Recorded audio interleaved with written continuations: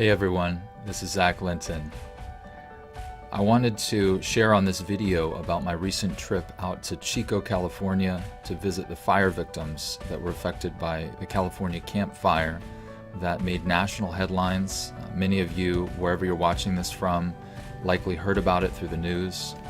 This was the most destructive wildfire in all of California's history to date, and tens of thousands of people were displaced. Virtually the whole town of Paradise was burnt to the ground, along with surrounding regions. And about a week ago, I really felt the Lord spoke to me and said, you need to go up to Chico, where all these refugees have basically been scattered, and you need to preach the gospel. You need to love them and be my hands and my feet. That there are a lot of people hurting. People are very open right now to the gospel. And so I personally sensed an urgency to get out there. And there's a difference between just having a good idea and feeling like God spoke to you, and this was God speaking. This was not just me thinking, this is a good idea. So I invited a few people to come with me. I was hoping to bring a small team. Unfortunately, everybody had various reasons they couldn't come. And so last Monday, which would have been the Monday prior to Thanksgiving, I got all my things in my car, went out, got some camping gear together, and then headed out to Chico Monday night. I will just give you a brief overview in this video of some of my travels, and then in subsequent videos I'll be showing testimonies of live interviews that I did with various survivors and their stories, which are phenomenal. You will be blown away, and I really hope that you'll watch each of those different videos. Overall, I was there for a couple of days. I literally got there Monday night, checked in with one church called Bidwell Presbyterian. They gave me the layout of kind of what was happening in the region. And they directed me, they said that the Red Cross had a number of various shelters all over the place, but you kind of had to go through some certification process with them. So they sent me to this other place called East Ave Church, which is in Chico.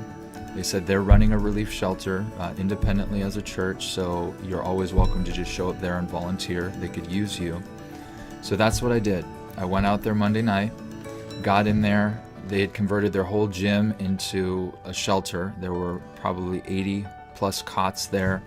They had a medical team there. They had food and all the basics there.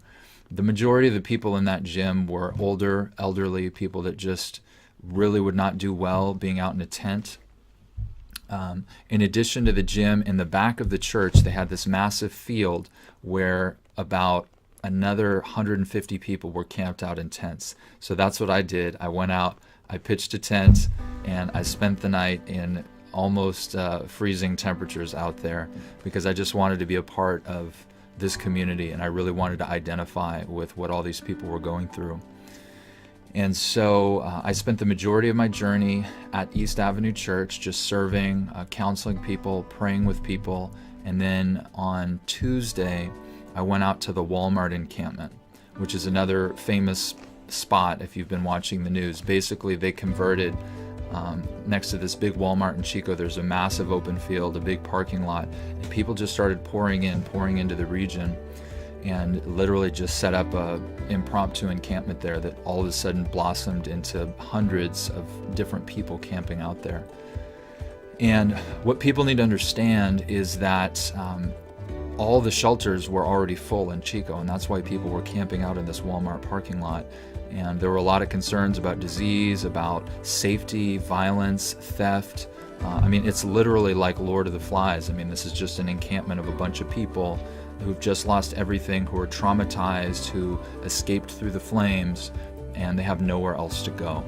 And so I went out there on Tuesday, and basically what was going on is they were trying to get everybody out of there because they were expecting the rains to finally come, and the field that everyone was encamped in would have turned into a swamp.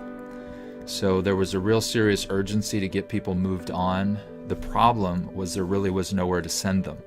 So various churches were activated, various nonprofit organizations were activated, and literally when I got there, I saw them trying to bus people from Chico even out of the area, because there are other shelters in different cities that do still have room and would be able to help provide for these people. So I'm going to just go through some of the pictures briefly. This is just meant to be a general overview of the trip, but I pray that you will watch each of the individual interviews. And it was just seriously a blessed time. And the last thing I'll say is most of the people that I spoke to were just incredibly grateful to be alive. You know, you'd think that they'd be really depressed, really angry, really sorrowful. And no doubt people are grieving, no doubt people are feeling all kinds of emotions.